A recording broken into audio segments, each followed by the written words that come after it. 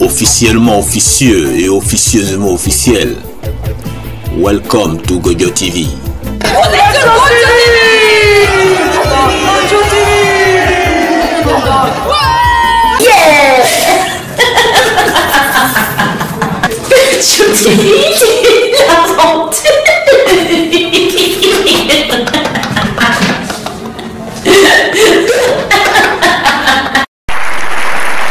Microphone politique. Qui a dit quoi?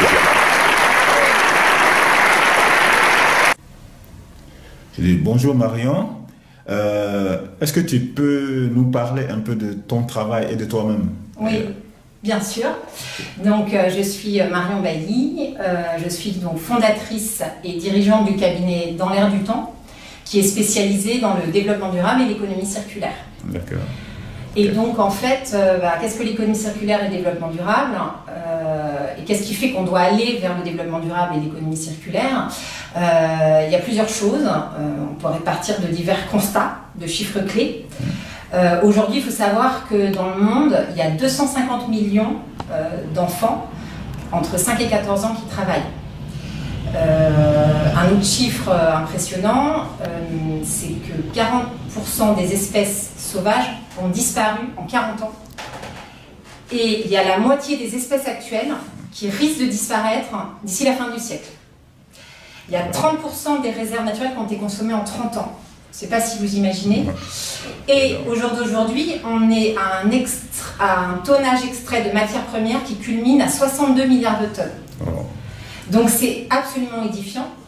Et pour donner un exemple, on a l'indium qui rentre dans la constitution des ordinateurs. Il n'y en a plus que pour 10-15 ans. L'or, 10-15 ans. Le gaz, 65 ans. Des chiffres comme ça, il y en a plein. Il y a 1000 fois plus de produits chimiques utilisés dans le siècle. Enfin voilà, donc ces chiffres font un peu froid dans le dos, sont un peu anxiogènes. Faut effectivement arrêter avec ce qu'on appelle l'économie linéaire.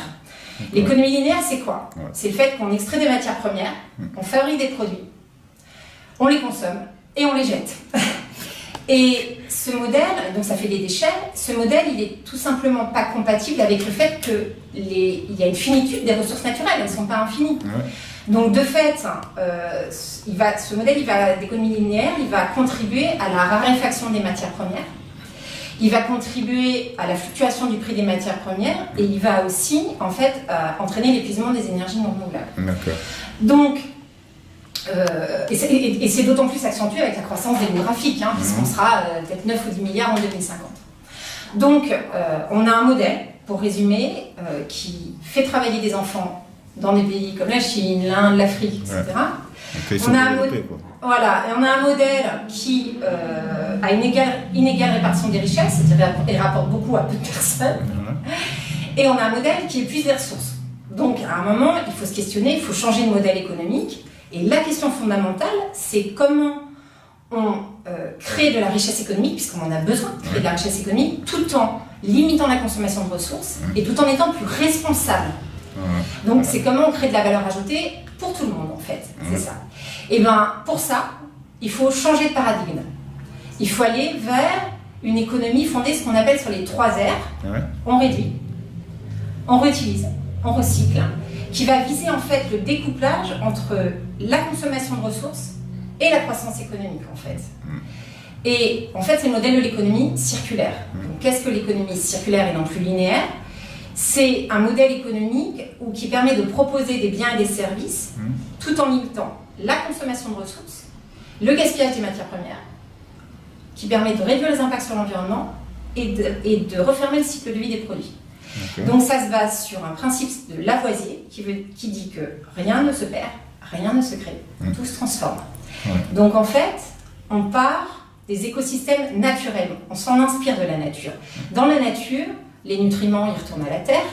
Dans la nature, les matériaux circulent, les déchets d'une espèce ils peuvent constituer la nourriture d'une autre, enfin les déchets sont des ressources en fait. Et donc l'économie circulaire c'est ça, c'est une économie qui est sobre en ressources naturelles et en ressources non renouvelables, c'est une économie qui est sobre en carbone, sobre en énergie et qui permet en fait, d'être une économie du territoire, locale, et qui crée de l'emploi. C'est ça l'économie circulaire. Alors voilà, c'est bien d'en parler, mais qu'est-ce qu'on a comme exemple d'entreprise? C'est ce que j'allais dire. Alors voilà, les exemples d'entreprise. Je vous donne un premier exemple qui est une association à Arcachon, qui en fait récupère les pots de pêche, les pots usagés des poissons de pêche, qui les tannent, non pas avec du cuir, mais avec un mimosa, qui est une espèce invasive locale dans l'écosystème, donc ça arrange l'écosystème, et du coup ils en font des sacs. Et ils insèrent aussi des personnes en difficulté. Donc il y a un mécanisme d'insertion par le travail. Donc il y a des bénéfices économiques, il y a des bénéfices sociaux et il y a des bénéfices environnementaux. Un autre exemple, on peut prendre l'exemple de Malongo. Malongo qui fait du café. Malongo, il a développé, et pour lutter contre l'obsolescence programmée, tout le monde a entendu parler de l'obsolescence programmée, les produits qui n'arrêtent pas de tomber en panne et qui ne durent pas longtemps. Et bien eux, ils proposent une machine pour le café qui est réparable à l'infini. Donc en fait, cette machine, elle s'appelle Eco. Et en fait, cette machine, elle comporte un minimum de matières différentes. Elle est en fait, ce sont des clips qui sont assemblés et qui sont démontables et remplaçables facilement. Il y a un minimum de matière et un minimum de métaux. Et donc voilà, c'est une machine qui est réparable à l'infini. Voilà, c'est un deuxième exemple. Un troisième exemple que je peux vous donner, c'est l'exemple d'Interface Flore, qui est une grande entreprise américaine. Et en fait, cette entreprise, elle a une mission qu'elle appelle la mission zéro. C'est-à-dire qu'elle veut couper le cordon ombilical avec le carbone. Être moins dépendante du pétrole. Et donc en fait, cette entreprise, elle fabrique des moquettes. Et en fait, elle a son projet, qui actuellement est mis en œuvre, c'est qu'elle a des moquettes qui sont moins impactantes sur l'environnement et qui créent un impact sociétal, c'est-à-dire un impact positif sur le développement des communautés locales. Donc en fait, comment ça marche? C'est que cette Interface Flore, au lieu de vendre ces moquettes, il en loue l'usage. C'est-à-dire qu'il reste propriétaire de ces moquettes et il vend l'usage de la moquette. Et donc, en fin de vie, paf, il récupère les moquettes usagées et il les recycle. Et ce qui fait que ces moquettes contiennent de la fibre recyclée. Et en parallèle, il développe aussi des moquettes à base de fibres végétales, de la fibre de coco, et aussi avec des filets de pêche usagés. Et ils ont fait ça aux Philippines. Tous les filets de pêche usagés des pêcheurs, ils les récupèrent, ils rémunèrent les pêcheurs pour cela. Et avec ces filets de pêche, ils les dépolymérisent et ils font des moquettes. Et ils rémunèrent les pêcheurs, et les pêcheurs, du coup, ils ont pu créer une petite communauté bancaire locale. Donc voilà, ça a un impact sur la communauté locale. Donc toutes ces actions, ça leur a permis de passer environ de 12 kg de CO2 par mètre carré de moquette à 3 kg de CO2 par mètre carré de moquette. Donc c'est intéressant. Et j'ai un dernier exemple, j'ai deux derniers exemples. J'ai un exemple d'une entreprise qui s'appelle Patagonia, qui fabrique des vêtements de sport. Et Patagonia, ce qu'ils ont fait, c'est qu'en fait, ils sont dans la logique de la promotion de ce qui dure et non pas de ce qui est neuf. C'est-à-dire, ils disent il y a mieux que ce qui est neuf, mais il y a ce qui dure. Et pour ça, en fait, ils reprennent les vêtements usagés de leurs clients, ils les remettent à neuf et ils les remettent en vente dans le circuit d'occasion. Donc ça fait que leurs vêtements d'occasion sont en concurrence avec la vente de leurs produits neufs. Donc ils sont très engagés en fait. Un autre exemple, c'est Upcycle. Alors Upcycle, c'est une entreprise française, petite PME, qui en fait récupère le marc de café. Vous savez, le marc de café qu'on a effectivement chez les restaurateurs, les distributeurs de café automatique qu'on a dans les différents endroits. Et bien, en fait, ils récupèrent ce marc de café et ils en font ce qu'on appelle... ils l'utilisent en fait pour faire cultiver des champignons et des pleurotes, ce qu'on appelle. Ils ont fait une qualité exceptionnelle, puis après ils vendent leurs champignons. Et en fait, ils insèrent aussi des personnes par le travail. Donc, ils valorisent 2 tonnes de marc de café par semaine, ça 500 000 tasses. C'est énorme. Donc, pareil, bienfaits sociaux, bienfaits économiques, bienfaits environnementaux. Donc voilà, l'économie circulaire, c'est un premier aspect qu'on a vu, mais le développement durable dans tout ça. Et bien en fait, l'économie circulaire fait partie du développement durable. Le développement durable, c'est encore plus large. C'est un modèle de développement qui pose la question de dire comment est-ce qu'en fait on répond aux besoins des générations actuelles sans compromettre la capacité des générations futures à répondre à leurs besoins, en fait. Donc on pense à nos enfants, à nos petits-enfants. Et en fait, ça peut se faire en conciliant 3 piliers. L'efficacité économique, il en faut, l'équité sociale et la préservation de l'environnement. Donc on trouve un équilibre entre les 3 piliers. Donc concrètement, moi j'accompagne les entreprises. Donc qu'est-ce que ça veut dire pour les entreprises? Pour les entreprises, en fait, c'est ce qu'on appelle les principes de RSE, de responsabilité sociétale des entreprises. Qu'est-ce que ça veut dire, responsabilité sociétale des entreprises? Ça veut dire concrètement que les entreprises, elles vont travailler à la fois sur l'économie, la rentabilité économique, donc des produits et des services qui intègrent les principes de développement durable. Elles vont travailler sur la préservation de l'environnement, donc à la fois en amont sur la consommation de ressources, pour en fait diminuer leur consommation d'eau, d'énergie, de matières premières, et puis en aval sur les rejets. Moins de déchets, moins d'atteinte à la biodiversité, moins de bruit, moins de pollution de l'air, l'eau, les sols, etc. Et puis troisième axe, elles travaillent en interne, chez elles, dans l'entreprise, sur l'équité sociale. Donc là, c'est la gestion des ressources humaines, une politique sociale avancée, équité entre les salariés, bonne rémunération, bonne protection de la santé des collaborateurs, évolution des compétences, etc. Et puis il y a l'équité sociétale. Et qu'est-ce que c'est que le sociétal? C'est l'entreprise qui est acteur dans le développement économique de son territoire, c'est-à-dire qu'elle est ancrée dans un territoire, et c'est comment elle fait appel à des fournisseurs et des sous-traitants locaux, de proximité. Comment est-ce qu'elle a des partenariats avec des associations? Comment est-ce qu'elle a des partenariats avec les collectivités, avec les écoles, comment elle fait du mécénat, voilà, c'est tous ces sujets-là. Donc, finalement, pour l'entreprise, c'est quoi? C'est de viser le long terme et l'équilibre entre les trois piliers. Voilà. Donc ça, c'est le développement durable et la responsabilité sociétale de l'entreprise. Mais la question, c'est qu'est-ce qui fait que les entreprises, elles s'engagent, en fait, dans le sujet? Pourquoi? Il y a plusieurs facteurs. Il y a d'abord le fait que la réglementation s'accélère. Il y a des réglementations en environnement, sur le social, sur l'économie, qui fait que les entreprises sont obligées de les prendre en compte et donc d'aller vers le développement durable et la RSE. Il faut savoir que les entreprises aujourd'hui qui ont plus de 500 personnes sont obligées de faire un rapport sur le développement durable et de dire comment elles prennent en compte ces problématiques dans leur entreprise. Donc voilà, la réglementation s'accélère. Ensuite, il y a les attentes sociétales. Qu'est-ce que sont les attentes sociétales? Les attentes sociétales, ça veut dire qu'on a de plus en plus de consommateurs. Les consommateurs deviennent acteurs de leur consommation. Ils veulent des produits sains, ils veulent des produits qui respectent leur santé, ils veulent des produits bons pour l'environnement. Et ça, c'est de plus en plus. Toutes les enquêtes le montrent. Il y a ce deuxième facteur, et puis il y a encore deux autres facteurs. Le troisième facteur, c'est l'attente des clients. C'est-à-dire que les entreprises, elles ont l'attente de leurs clients en matière de développement durable. C'est des grands donneurs d'ordre privés et publics. Ils leur disent qu'est-ce que vous faites en matière de développement durable. Donc ça, c'est vraiment une impulsion forte pour faire que les PME s'engagent dans la démarche.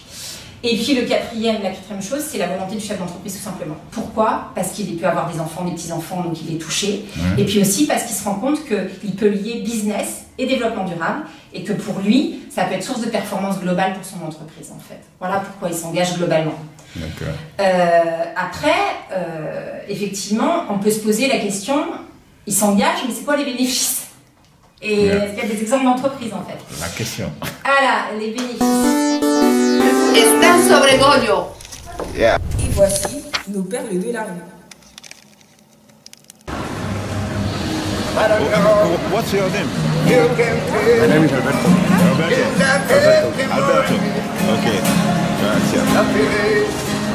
I've been afraid, and I'm a drive away. I've been telling all the stories, singing songs, made me think about where I came from.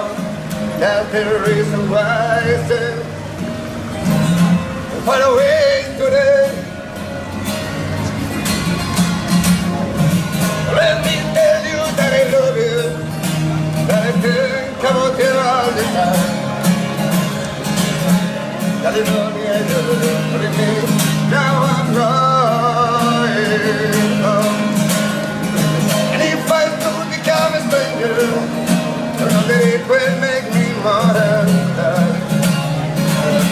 I know me has been everything I ever heard.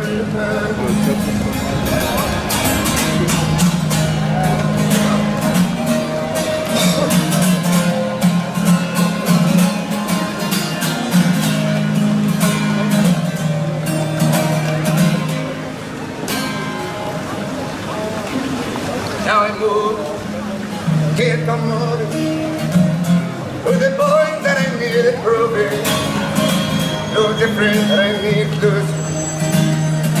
Found on the lonely way, and I keep alive, living right.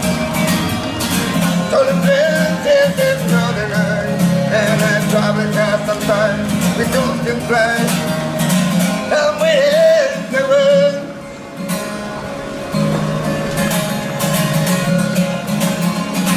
Let me tell you that I love you, that I think about you all the time. California, you're holding me, now I'm crying. If I could become a stranger, you know that it will make me mad. California, been everything I did. J'ai dit Gojo TV. Donc je m'appelle Malika, je travaille dans l'insertion socio-professionnelle. D'accord. Donc en fait j'aide les personnes qui sont, on dit, éloignées de l'emploi, donc le plus éloigné de l'emploi, des personnes qui rencontrent des difficultés à trouver du travail. Voilà.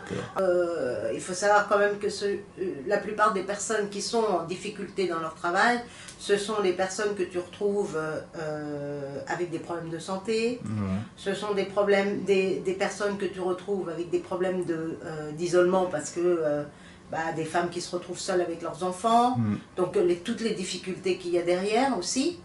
Ce sont des personnes qui sont dans des environnements qui ne sont pas épanouissants non plus, tu vois. Donc voilà. Et tu vois, moi ce qui me dérange, c'est que j'imaginais pas qu'on allait évoluer dans ce sens. Voilà. J'imaginais pas du tout qu'on allait évoluer dans ce sens. À quoi je pensais que on parlait justement, pendant un moment, on parlait beaucoup de formation, on parlait de pouvoir changer d'emploi, pouvoir qu'il y ait une souplesse et une possibilité justement de pouvoir travailler plus facilement ailleurs, par exemple. Mais il y a toujours cette lourdeur partout. Quand tu veux partir quelque part, les gens ne veulent pas partir. Pourquoi? Parce qu'ils ont leur famille ici, ils ont les amis, il y a la communauté. Donc évidemment, si tu pars, ça veut dire que tu vas te retrouver seul. Comment tu vas faire? Si tu n'as pas de boulot, tu ne peux pas trouver d'appartement. Tu ne peux pas te loger. Donc, tu vois, c'est vraiment le cercle vicieux. On n'a pas cette souplesse. On n'a pas avancé dans ce domaine-là. On a avancé dans d'autres domaines, on a avancé dans des domaines technologiques, on a avancé dans les domaines scientifiques, dans des domaines qui sont vraiment en fait orientés vers pour une certaine catégorie de personnes. Voilà. C'est sélectionné, quoi. Voilà. Et les autres, on les laisse derrière. Et il y en a de plus en plus qu'on laisse derrière. Eyefucker. Okay. That's a nice name. Yeah, that's good, very good. A family band. Yeah, cool, man. Thanks, man. I like it. Yeah, thank you. Thank you.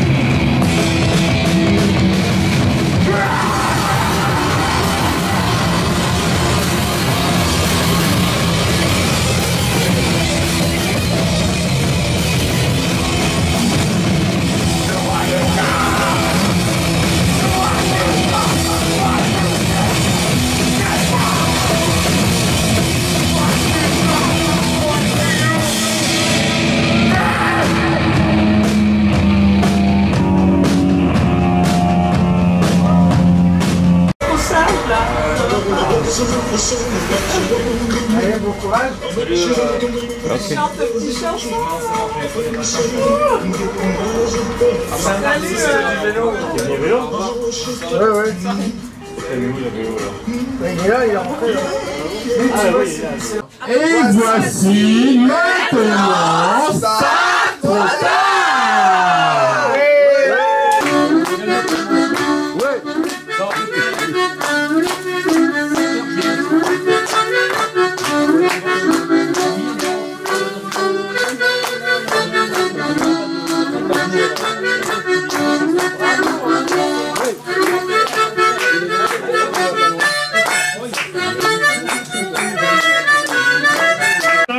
On accueille comme il se doit Van.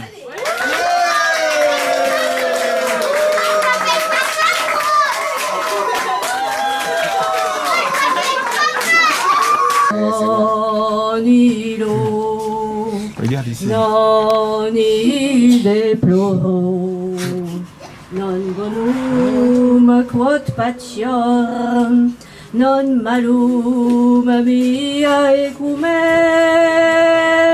Onido, non deploro, namuita gaudia, odie te cuminitio.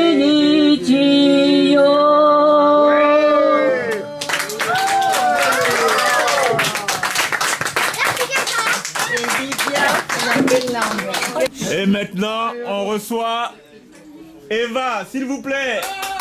On l'a...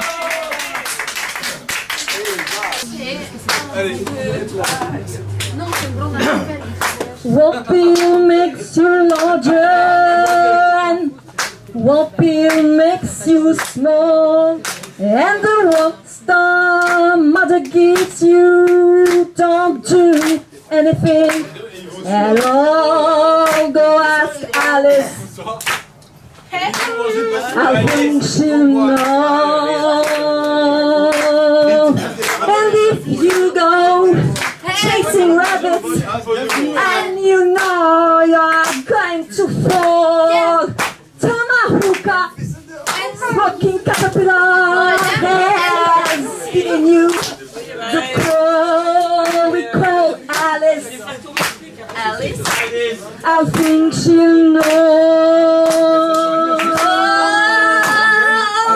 When men on the chessboard get up and tell you where you go, and you just have some kind of mushroom, and your mind is going low. Go ask Alice.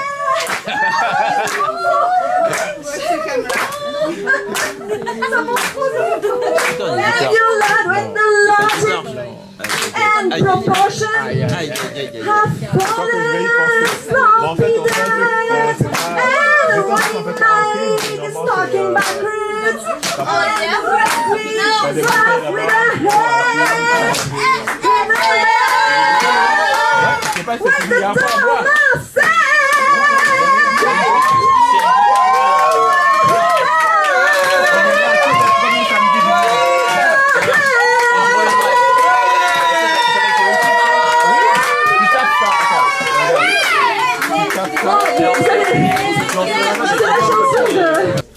Et maintenant, j'ai l'honneur de vous présenter Agnès.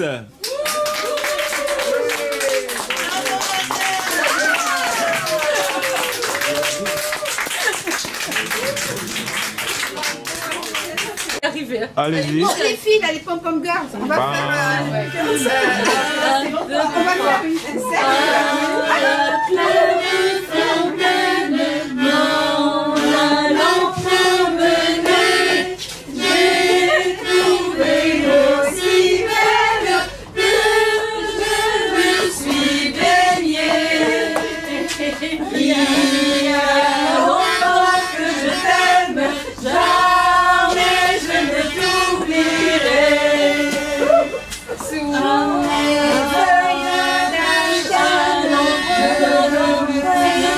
Je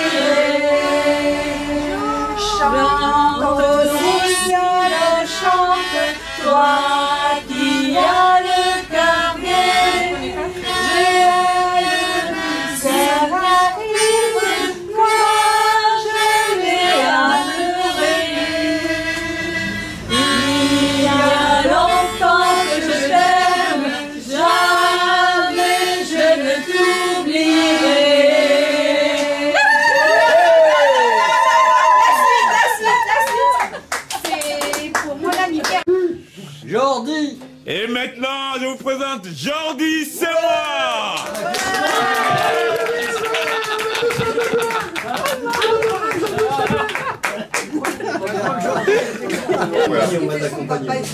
Allez, on t'accompagne.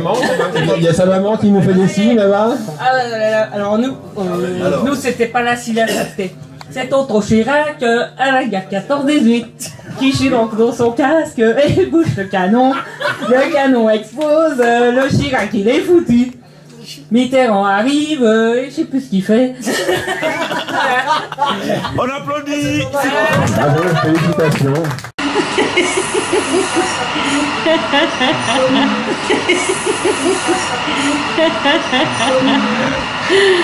Bah, quelle télé, moi je passe pas sur des télés, moi. Non mais... Enquête parallèle. Aujourd'hui, je suis avec une grande dame. Elle est écrivaine et musicienne. Elle s'appelle Evelyne Akkad. On découvre tout de suite. Bon, j'ai dit bonjour Evelyne Akkad. Bonjour. La question est un peu ouverte, mais est-ce que vous pouvez me parler de vous un peu? Je suis née au Liban, une ville très cosmopolitaine. J'ai décidé de partir à l'âge de 19 ans parce que je ne voulais pas les mariages arrangés. Et donc je me suis retrouvée aux États-Unis. Enfin, j'ai fait des demandes de bourse. J'ai obtenu une petite bourse dans un collège aux États-Unis, mais je n'avais pas l'argent pour voyager, donc j'ai fait hôtesse de l'air pour pouvoir payer mon billet d'avion pour y aller. Et je suis arrivée à New York, j'avais que 5 $ en poche. Je parlais à peine l'anglais. Heureusement que je ne savais pas à l'époque ce que je sais maintenant de New York. Et je suis arrivée dans ce petit collège, Anderson College. Je donnais quelques cours de français et j'étudiais. Et je traduisais tous les soirs de français à l'anglais, mes cours. Et voilà, j'ai fait comme ça petit à petit une carrière là-bas. Et c'est d'être allée là-bas qui m'a donné conscience de mon identité arabe. C'est le choc de la culture qui a fait que j'ai ressenti une identité arabe et aussi que j'ai pris position pour la cause palestinienne à l'époque. Et ça vous a conduit à écrire des livres alors? Oui, parce que bon, ma condition de femme, qui m'avait fait que j'étais partie, parce que je ne voulais pas de cette condition, a fait que je me suis plongée dans cette question là-bas et que je me suis intéressée à ce problème de la femme, en fait. Et ma thèse a porté sur ce sujet, c'est-à-dire le rôle de la femme dans les romans du Maghreb et du Mashreq, d'expression française, anglaise et arabe. Chez les hommes et chez les femmes. C'était ça le sujet. D'accord. Vous en avez fait à peu près combien de livres au jour d'aujourd'hui? Le premier, c'était en quelle année? C'était ma thèse. C'était dans les années... bon, je l'ai écrite dans les années 60, elle a été publiée en 70. Ensuite, mon premier roman, c'était L'Excisé, que j'ai publié à l'Harmattan, dans les années 80 peut-être. Je ne me souviens plus des dates maintenant. Un autre roman sur la guerre du Liban, et ensuite un roman sur le mouvement des femmes en Tunisie. Et voilà, des romans et des études. D'accord.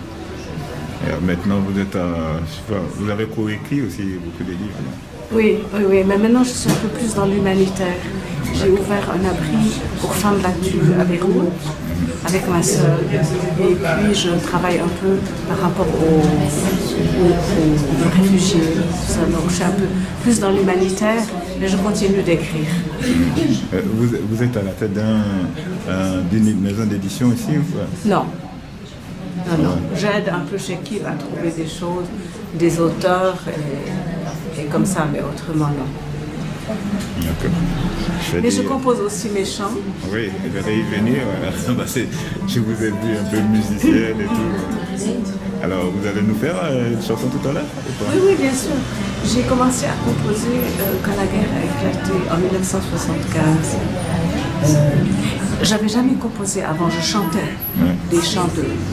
Mon oncle m'avait appris à jouer la guitare et je jouais et je chantais comme ça toutes sortes de chants, en arabe, en français, en anglais. Mais quand la guerre a éclaté, j'avais une telle douleur que j'ai eu un besoin de m'exprimer et c'est sorti les paroles et la musique en même temps. Voilà. Et maintenant vous êtes musicienne, écrivaine, musicienne. En tout cas, Je pense que la musique arrive à communiquer des choses que souvent les écrits n'arrivent pas. La musique a un pouvoir, je trouve. Ouais, c'est plus large, non? Oui. Enfin, il y a l'émotion, il y a une émotion qui permet qu'on transmette. Grâce à la musique et à la mélodie, on arrive à transmettre des choses qu'on ne peut pas souvent transmettre. Ok. En tout cas, j'ai été heureux de vous rencontrer cette fois. Et puis j'espère vous rencontrer prochainement. Oui, moi aussi. Moi aussi. Merci beaucoup. Merci, c'est moi.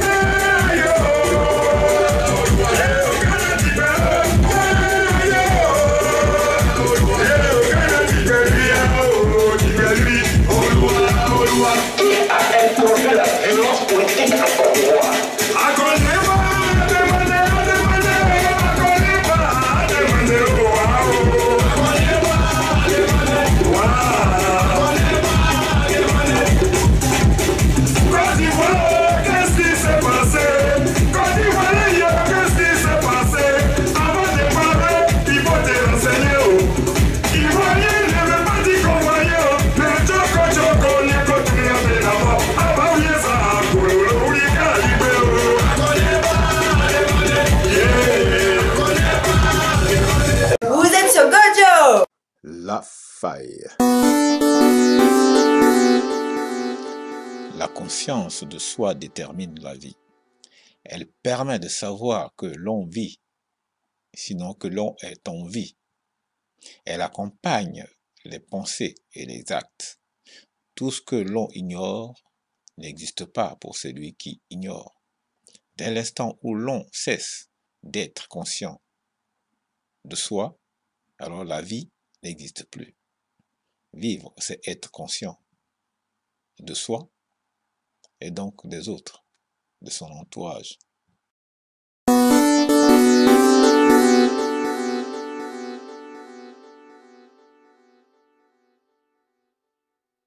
Et maintenant, derrière cette porte, la majorité invisible.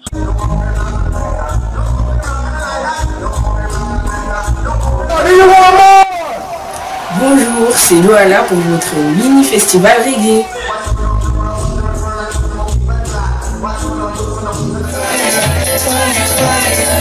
Reggae music international. Pour les noirs, pour les blancs, les petits et les grands, les gentils, les méchants. Tout le monde dans la danse, you know.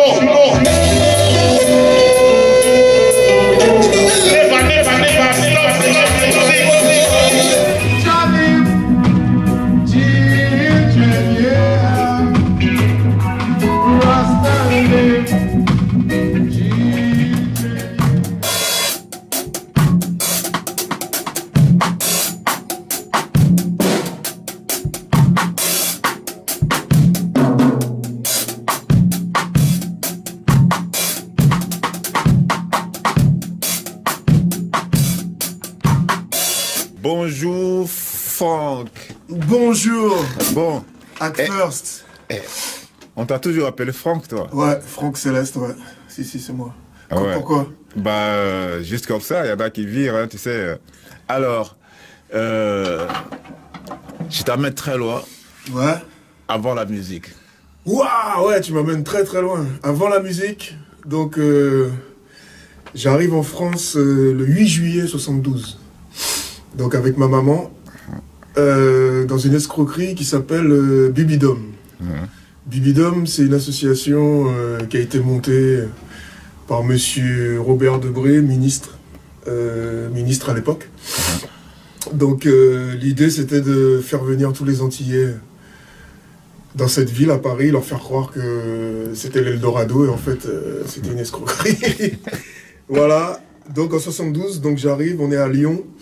Mais à cette époque-là, mon rêve, c'est de devenir footballeur professionnel. Yeah. Donc je suis pas encore...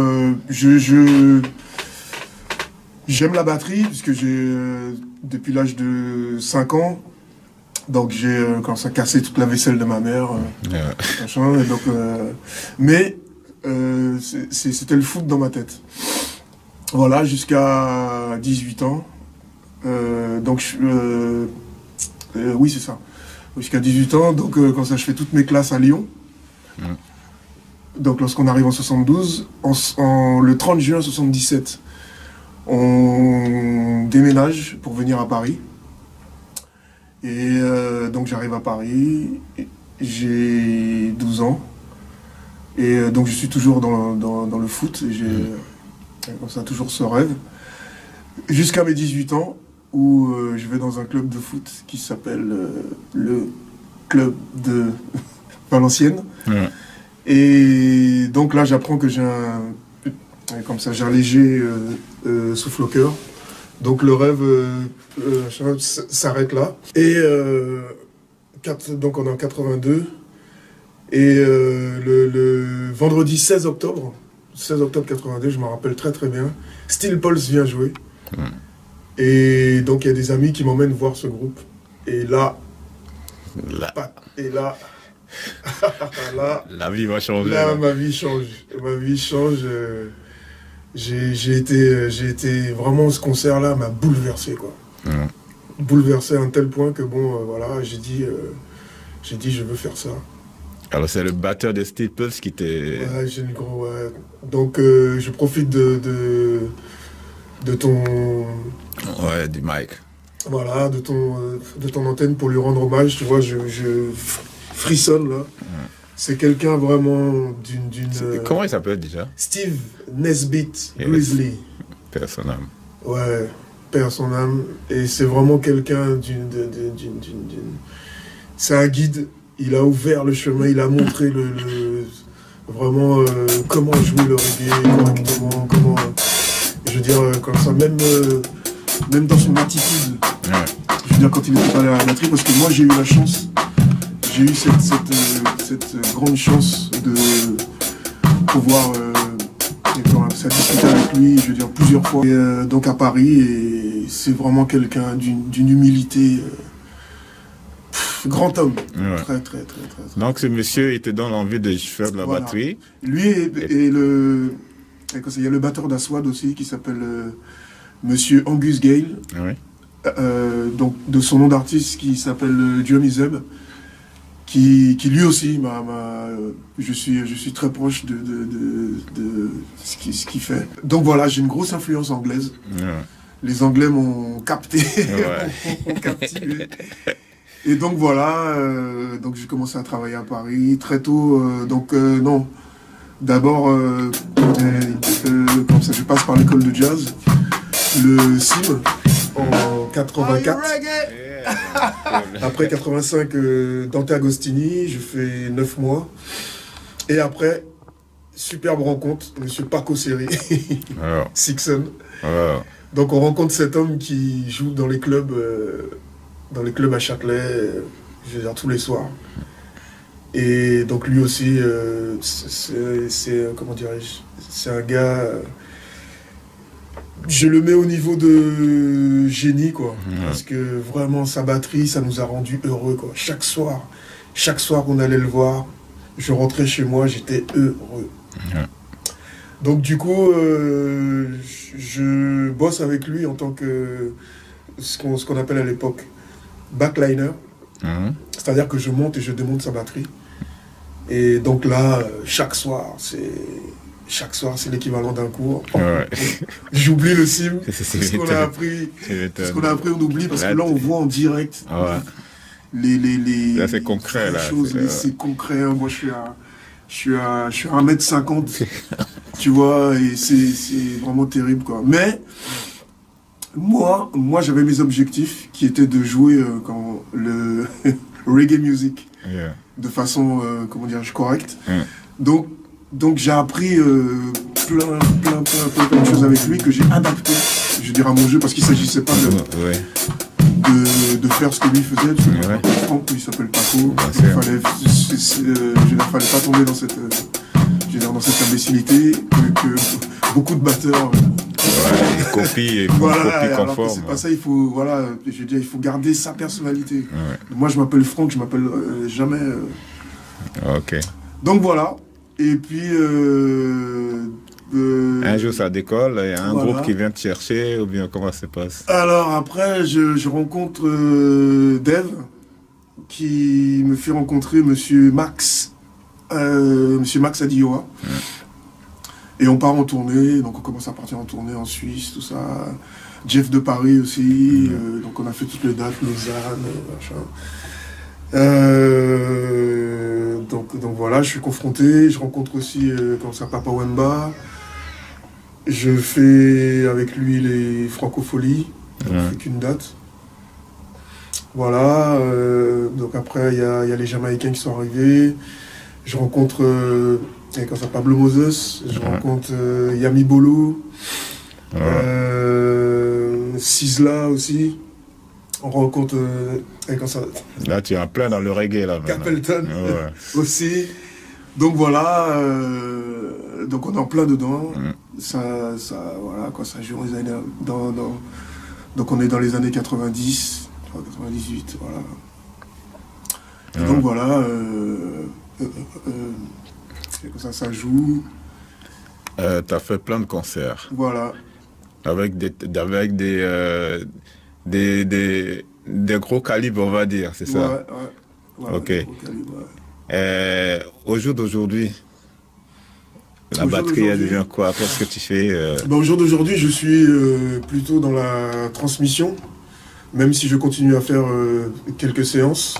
Donc là, je viens de jouer sur l'album de monsieur Dave Kainer, qui joue avec Tikenja Fakoli, qui fait les claviers, mais qui prépare son album. Donc j'ai joué sur un titre. Mais là, je suis dans la transmission, donc je prépare des stages, comment dirais-je, pour les jeunes. Donc ça va avoir lieu dans les années... prochainement, on va dire. Dans les années, 2019. Voilà, et donc, comme ça s'appelle le Reggae Drum Fever.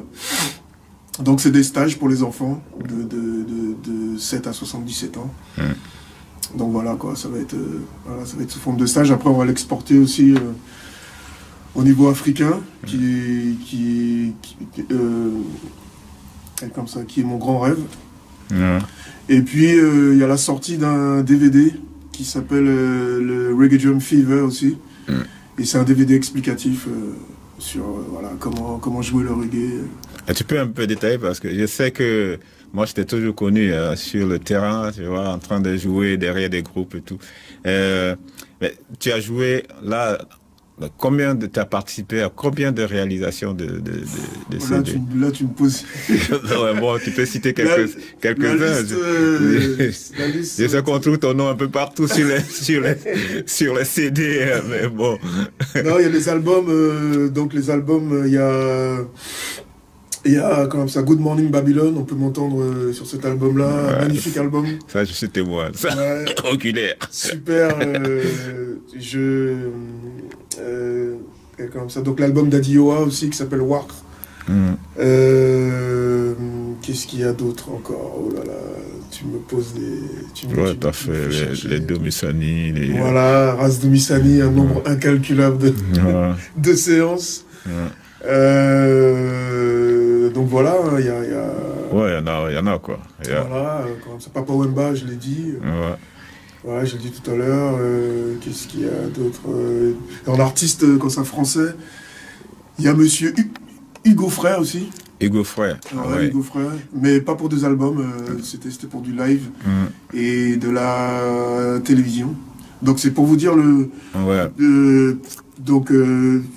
machin, tu vois, reggae, d'accord, mais il faut s'ouvrir aussi pour pouvoir enrichir le reggae. Donc j'aime bien aller, je dirais, à gauche, à droite. Tu fais reggae, jazz, blues, tout ce qui arrive, quoi. Mais comme ça, je reviens toujours à reggae. Et comme là, par exemple, donc là, moi, je suis issu de la Martinique. Donc, nous, la Martinique, on a la Biguine, la Mazurka, tout ça. Donc, je suis en train de jouer ça en ce moment. Donc, avec des amis, pour... voilà, quoi. Tout ça fait que ça fait des mélanges et, je veux dire, on s'enrichit, quoi. Et donc là, si en ce moment, quelqu'un veut avoir derrière lui en concert ou bien même en CD Franck Céleste, est-ce que c'est disponible? Ben oui, il suffit de m'appeler. Dis-nous, tu as un site ou même pas encore mis Non, mais j'ai mon Facebook. Ouais. Donc voilà. Tu peux nous le dire Ben, Céleste Franck, Facebook. Donc voilà. Sinon, j'ai un MySpace, mais bon, ça c'est des trucs vieux. Ça tourne encore. Hein, ouais, ben voilà, j'ai un MySpace, mais bon, je pense que comme ça, Facebook, ça va. Donc, il suffit de rentrer sur Facebook, Franck Céleste. Voilà, on me contacte. D'accord. Et puis voilà, quoi. Ok, pour ma part, ça va terminer. Qu'est-ce que tu aimerais développer dans notre conversation sur laquelle je ne suis pas arrivé? Continuer à, comment on appelle ça, jouer cette musique qui est fantastique, qu'on appelle le reggae, qui a, comment dirais-je, puisque bon, ça a été toute ma vie, hein, je veux dire pratiquement, quoi. J'ai 54 ans aujourd'hui. Donc ça fait à peu près 35 ans que je joue cette rythmique et je suis toujours fier de la jouer. Elle m'a procuré et elle continue à me procurer beaucoup de joie. Donc voilà, c'est ça que je veux comme ça continuer à partager avec les jeunes qui arrivent aujourd'hui, leur faire part de voilà quoi, cet amour que j'ai pour cette rythmique. Voilà. J'ai oublié de parler de quelqu'un aussi qui m'a beaucoup touché, qui s'appelle Monsieur Carlton Barrett, qui vraiment aussi a ouvert, aussi beaucoup de portes, il a ouvert le chemin aussi. Donc je voulais le rendre hommage aussi à ce très très grand homme. Ok. Voilà, sinon, quoi te dire de plus en first? Si ce n'est que Are You Reggae? Yes. Et qu'il faut, voilà, on va continuer, hein, tranquillement, même si les choses ne sont pas si faciles aujourd'hui, mais bon. Mais les choses n'ont jamais été faciles dans la vie. Hein. C'est vrai. Il vaut mieux d'ailleurs que ça ne soit pas facile parce que quand c'est facile, ça craint. Ça craint, c'est vrai. En tout cas, merci Franck Céleste. Merci à toi, First. J'étais heureux de te rencontrer. Tu vois, tu fais partie des tout premiers que j'ai rencontrés dans Paris. C'est vrai. Et Donc, à très bientôt alors, sur Gojo TV. Big up, Gojo TV. Super. Merci. Gros merci. Yes. When the air is filled with despair, yeah, and you feel all hope is gone, a drop of a rain feel like a thunderstorm, yeah, only the shelter is gonna come. But there I feel I want to understand. No, tell me with you, hold my hand, yes, tell me with you, hold my hand, yes, tell me with you, hold my hand. You must see the tiny detail. Yes, the truth is written there. If you step back, look at the whole picture, you would see we are up here. Much made for two. Don't forget to be and Today is gone, it's time for us to reflect. For when tomorrow comes, we will be stronger. We are connected far beyond physical matters. Energy travels in time and space forever. As life passes, we begin to comprehend why our souls are attracted to each other. No matter what the day we bring, we'll be united forever and ever. you must see the tiny detail. Yes, the truth is written there. If you step back, look at the whole picture, you would see we are up here. Much made for two. Go further beyond you.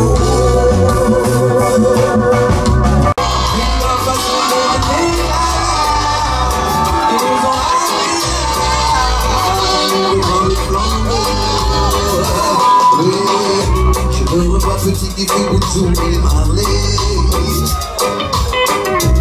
Et la salle d'école, je suis pas doué en anglais.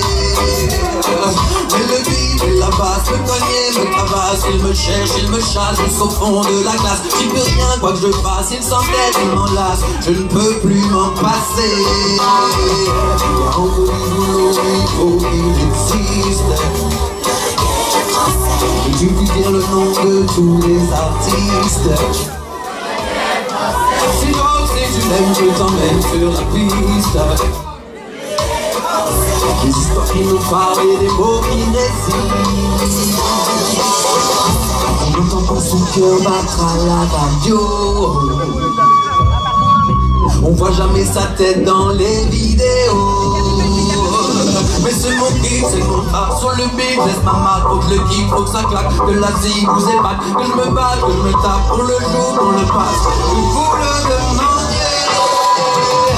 Y'a encore du boulot, mais il faut qu'il existe. Et tu peux dire le nom de tous les artistes. C'est toi, si tu l'aimes, je t'emmène sur la piste. Ou je t'emmène sur sa piste. Et les mots qui résistent.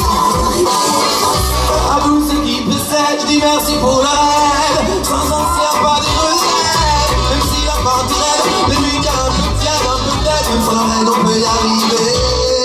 Et ça nous rendra plus forts, nous rendra plus fiers d'être restés entiers, d'avoir appris le métier. Ce sera sans doute plus long, on mettra plus de temps, mais la récompense n'en sera que plus grande. Et comme de toute façon, on peut pas plaire à tout le monde, autant qu'il peut y avoir profiter de chaque seconde. Et même si le succès n'est pas au rendez-vous, on aura essayé, on aura tenté le coup. Bien plus que la vie, de ce qui compte c'est le parcours. Je m'en rends compte un peu plus, c'est ça tous les jours. Il faut qu'on bosse, qu'on le mette au On lui avait dit c'est d'or. Il est un sens, il joue un rôle. Que les gens le dansent sans perdre le contrôle. Autant chez les jeunes que chez les vieux. On voit sa flamme brûler dans vos yeux. Je vais penser au reggae. Yes, parce que le reggae c'est pas qu'une musique. C'est aussi un état d'esprit, c'est une philosophie. Ce qui nous a réunis ce soir, c'est de la conviction, c'est de la considération pour les gens, pour les autres. Parce qu'ici ce soir, personne n'a subi directement la tempête. Et pourtant, elle nous a réunis parce qu'il y a des gens qui ont souffert au loin. Et parce qu'on n'est pas insensible à ça. On est là. Est-ce qu'il y a des gens vivants ce soir ici?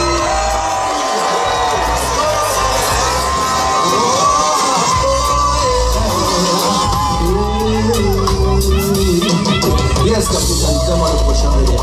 Yama. Faites un maximum de bruit pour vous.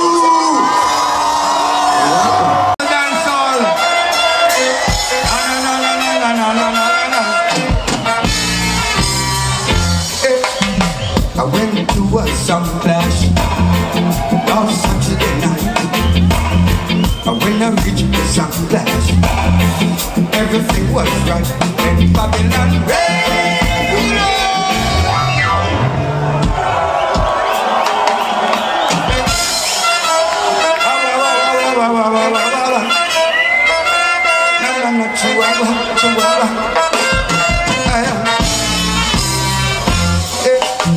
I went to a sound clash on Saturday night. And when I reached the sound clash, everything was right in Babylon.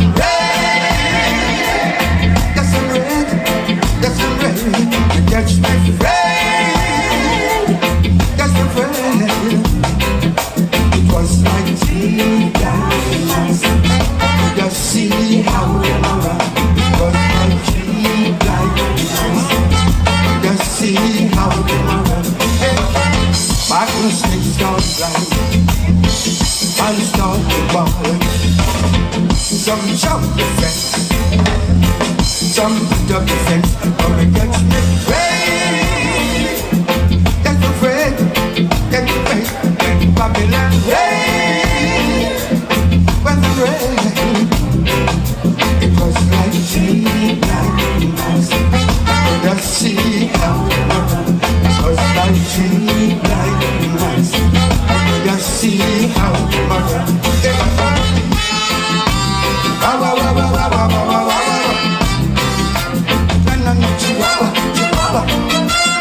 champion sound, charmer sound, certified sound.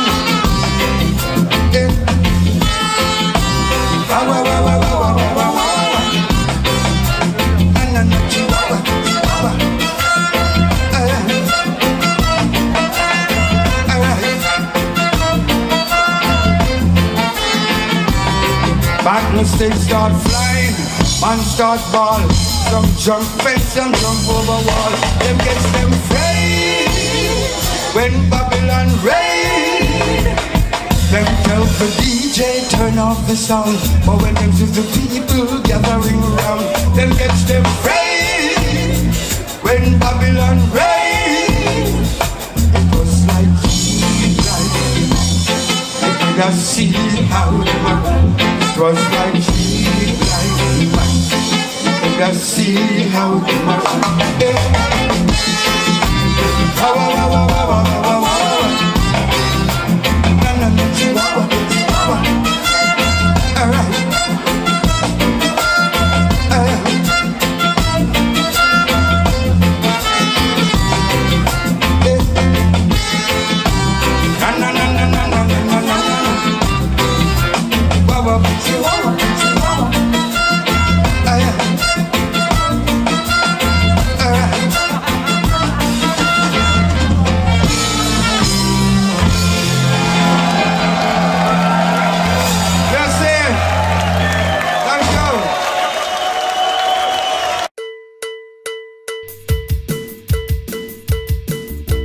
À bientôt sur Gojo TV.